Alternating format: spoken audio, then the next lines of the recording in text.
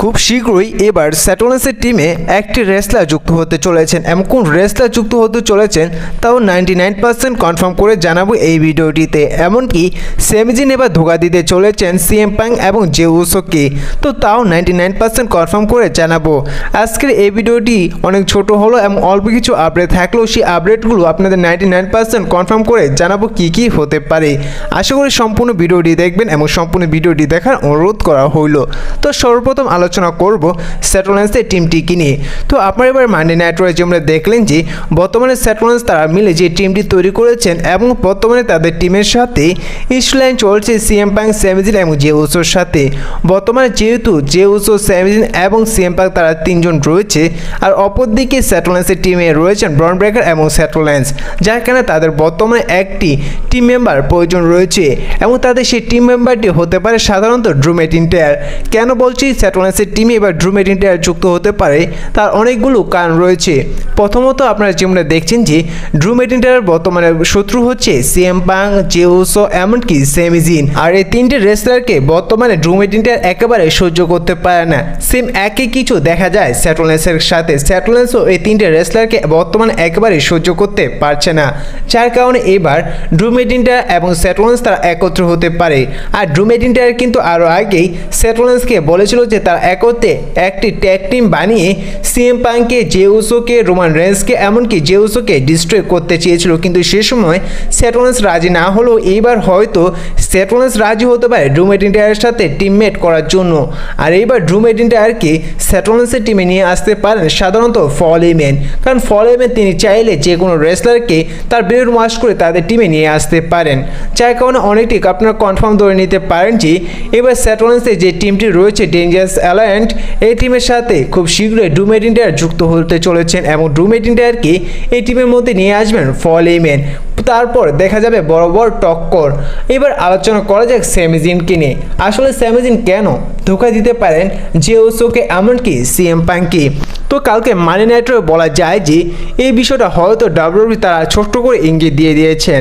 আপনারা মানি night ride শুরুতে যেমন দেখেছিলেন যে সিএম পাং, জে উসো এবং সেমিজিনের সাথে ভয়ঙ্কর আক্রমণ দেখা গিয়েছিল ব্রন ব্রেকার এবং স্যাটলার্সের মধ্যে। ঠিক সেই সময় একটি সেমিজিন এবং সিএম পাং তার স্টিল চেয়ার নিয়ে এসেছিল ব্রন ব্রেকার এবং স্যাটলার্সকে আক্রমণ করার জন্য। সে সময় তারা রিং থেকে পালিয়ে গেলে জে উসো, সিএম পাং এবং সেমিজিন তারা যে পজিশনে দাঁড়িয়েছিল, বলা যায় যে সে জায়গায় সেমিজিনের একটি লোকটি দেখুন তিনি কিভাবে জে উসো এবং সিএম পাংয়ের থেকে দাঁড়িয়ে চাইয়ে রয়েছেন।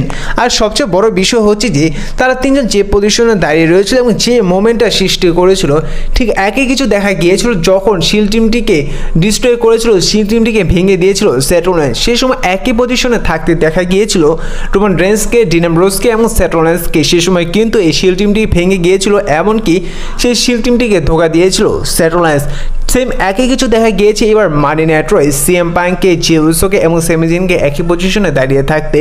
ঠিক একইভাবে বলা যায় যে ডাব্লিউডব্লিউ আমাদের কিছুটা ইঙ্গিত দিয়ে দিলেন যে এবার সেমিজিন হয়তো জে উসোকে এবং সিএম পাংকে ধোকা দিতে পারে। আর আরও একটি ইঙ্গিত দিয়েছেন এবার মানি নাইট রাইডে ব্যাক স্টেজে, সেটা হচ্ছে সিএম পাং এবং সেমিজিনের যে প্রমোকারটি দেখা গিয়েছিল ব্যাক স্টেজে, সে জায়গায় সেমিজিন তিনি বলছে যে আমরা কি একে অপরের উপর ভরসা করতে পারবো এবং ভরসা কি টিকিয়ে রাখতে পারবো। এই পজিশন থেকে একই কিছু বোঝা যায় যে এদের মধ্যে কিছু না কিছু হতে চলেছেন, আর সেটি হতে চলেছেন সেমিজিন তিনি ধোকা দিতে চলেছেন সিএম পাংকে, জে উসোকে যুক্ত হতে চলেছেন স্যাটলার্সের টিমের সাথে। এটি হয়তো survivor series paper view or game ম্যাচটিতে দেখা যেতে পারে, আর নয়তো সামারস্ল্যাম পেপার ভিউতে দেখা যেতে পারে, কিন্তু সেমিজিন ধোকা দিবে এই বিষয়টা আপনার 99% কনফার্ম ধরে নিতে পারেন। এবার আলোচনা করা যাক বেকি লিঞ্চকে নিয়ে। তো আপনারা এবার মানি নাইট রাইডে যেমন দেখলেন যে যেভাবে বেকি লিঞ্চ প্রোমো কাট করলো, তার থেকে অনেকটা পরিষ্কার বোঝা যায় যে ডাব্লিউডব্লিউ হয়তো এবার মানি ইন দ্য ব্যাংক পেপার ভিউতে অনুষ্ঠিত করতে চলেছেন বেকি লিঞ্চ এবং লারা ভালকিরিয়ার মধ্যে আরও একটি ম্যাচ ইন্টারকন্টিনেন্টাল চ্যাম্পিয়নশিপের জন্য, যে জায়গায় বেকি লিঞ্চ তিনি এবার লারা ভালকিরিয়াকে হারিয়ে নতুন ইন্টারকন্টিনেন্টাল চ্যাম্পিয়ন হবেন। তার কারণ হচ্ছে যে ডাব্লিউডব্লিউ এইবার সামারস্ল্যাম পেপার ভিউতে বেকি লিঞ্চের সাথে ভেলির মধ্যে একটি সিঙ্গেল ম্যাচ অনুষ্ঠিত করবে। তো এই বিষয়টা আপনার 99% কনফার্ম ধরে নিতে পারেন। এবার আলোচনা করা যাক জে উসোকে নিয়ে। তো বর্তমানে আপনারা দেখতে পাচ্ছেন যে জে উসো বর্তমানে 3টি ফিউড চলছে, একটি লোগান ফলের সাথে, সেথ রোলিন্সের সাথে, এমনকি গুন্থারের সাথে।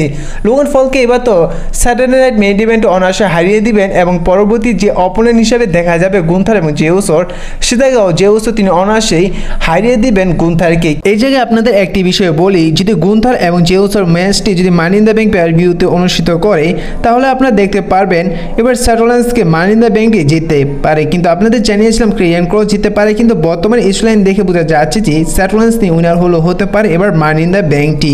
যদি সে জায়গায় গুন্থার এবং জে উসোর ম্যাচটি অনুষ্ঠিত না হয়, তাহলে আপনারা দেখতে পারবেন মানি ইন দ্য ব্যাংক পেয়ার ভিউতে সেথ রোলিন্স এবং জে উসোর ম্যাচটি। কিন্তু এই বিষয়টা কনফার্ম ধরে নিতে পারেন যে যদি মানি ইন দ্য ব্যাংক পেয়ার ভিউতে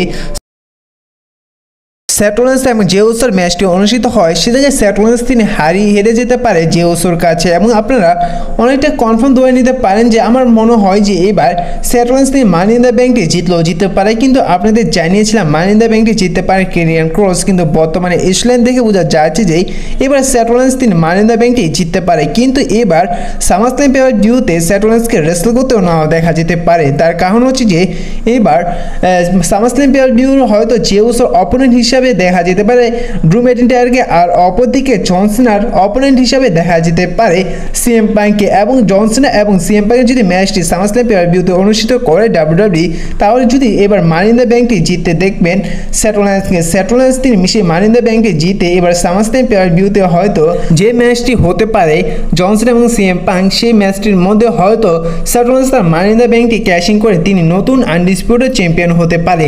তো আমার পার্সোনালিভাবে মনে হয় যে সেথ রোলিন্স এই লাইনটি এভাবেই নিতে পারে। এখন কথা হচ্ছে তাহলে কি রোমান রেন্সকে এই লাইনে দেখা যাবে না? হ্যাঁ, রোমান রেন্সকে এই লাইনে দেখা যাবে। রোমান রেন্সের অপোনেন্ট হিসাবে সামারস্ল্যাম পেয়ার ভিউতে দেখা যেতে পারে ব্রন বেকারকে, কারণ ডাব্লিউডাব্লিউই এখন ব্রন বেকারকে নতুন ফিউচার বানাবেন। এখন যদি ব্রন বেকার এবং রোমান রেন্সের ম্যাচটি যদি সামারস্ল্যাম পেয়ার ভিউতে অনুষ্ঠিত করে, সে জায়গায় ব্রন বেকারকে হিসাবে একটি ভালো পুশ পাবে এবং তিনি একটি বড় রেসলার হতে সাহায্য পেতে পারে রোমান রেন্সের কাছে। যার কারণে এবার সামারস্ল্যাম পেয়ার ভিউতে ব্রন বেকার রোমান রেন্সের ম্যাচটি হতে পারে। এবার আলোচনা করা যায় জন সিনাকে নিয়ে। তো এই সপ্তাহে আপনারা জন সিনাকে মানি নেটওয়ার্কে দেখতে পারেননি, কিন্তু আপনারা হোপ রাখতে পারেন যে এবার স্ম্যাকডাউনে জন সিনাকে দেখতে পারবেন এবং সেটা জন সিনাকে ইন্টারফিয়ার করতে পারে আরট্রুথ এবং জন সিনা একটি সেগমেন্ট দেখা যেতে পারে। আর এইবার স্ম্যাকডাউনে কনফার্ম হতে পারে জন সিনা এবং আরট্রুথের একটি ম্যাচ স্যাটারডে নাইট মেইন ইভেন্টের জন্য। এমনকি এইবার জন সিনাকে কবে কখন দেখা যাবে সেই বিষয়টা ডাব্লিউডাব্লিউই অফিসিয়ালিভাবে কনফার্ম করে দিয়েছেন, আর এই বিষয়টা বর্তমানে আপনারা দেখতে পাচ্ছেন। আর এবার স্যাটারডে নাইট মেইন ইভেন্টে যে ট্যাগ টিম ম্যাচটি হতে যাচ্ছে ব্রন breaker, Seth Rollins versus CM punk এবং স্যামি জিনের মধ্যে, এই ট্যাগ টিম ম্যাচটির মধ্যে কে জিতবে? দেখুন বর্তমানে যেহেতু ডাব্লিউডাব্লিউই সেথ রোলিন্সের এই নতুন ফ্যাকশনটি তৈরি করেছে, যার কারণে ডাব্লিউডাব্লিউই এই ফ্যাকশনটি অবশ্যই স্ট্রং দেখাবে। এই ফ্যাকশনের মধ্যে হয়তো কোনো নতুন রেসলার রিটার্নে এসে সাহায্য করতে পারে সেথ রোলিন্স এবং ব্রন ব্রেকারকে, যার সাহায্যের কারণে তারা এই ট্যাগ টিম ম্যাচটি জিতে যেতে পারে এবং হেরে যেতে পারে সিএম পাঙ্ক এবং স্যামি জিন সেই ট্যাগ টিম ম্যাচটি স্যাটারডে নাইট মেইন ইভেন্টটি। তো এই বিষয়ে আপনাদের কি মনে অবশ্যই কমেন্ট করে জানিয়ে দিবেন। এই ভিডিওটা এই পর্যন্তই ছিল, দেখা হচ্ছে পরবর্তী ভিডিওতে নতুন কোনো আপডেট নিয়ে।